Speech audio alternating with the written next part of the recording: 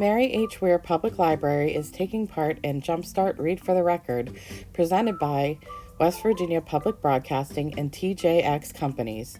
The 16th annual global movement and pledges to help raise awareness around the critical importance of early literacy and access to high-quality books. Visit readfortherecord.org to learn more. Amy Wu and the Patchwork Dragon by Zhang, illustrated by Charlene Chua.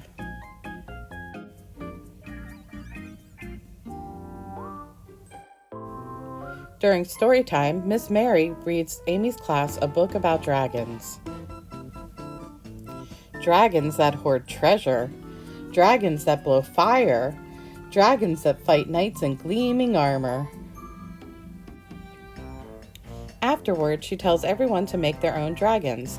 Make them special, she says. Make them yours.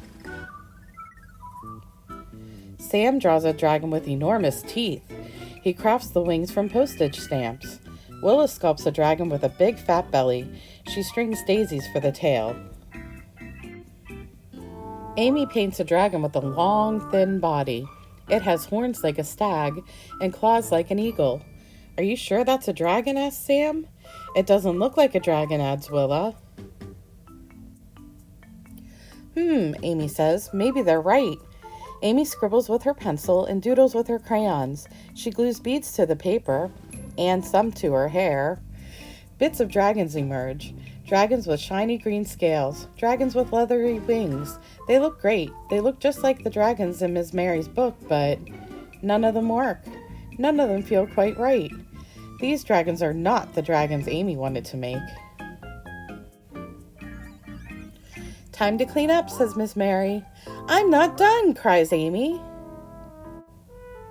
The rest of the class puts their dragons on the show and tell table, but there's nothing from Amy. Nothing at all. Willa and Sam come over after school, but Amy can't even smile. Oh dear, says Amy's grandma. Why the sad face? So Amy tells her. Her grandma gets a twinkle in her eye. Come, she says, let me tell you a story.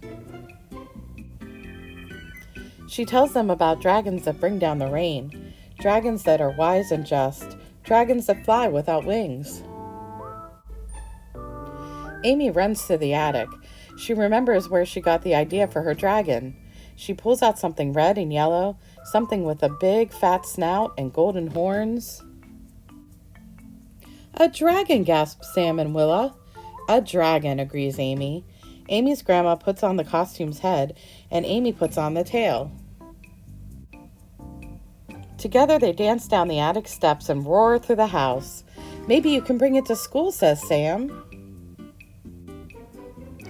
Please, please bring it to school, begs Willa. Says Amy. She thinks about the dragons in Miss Mary's book.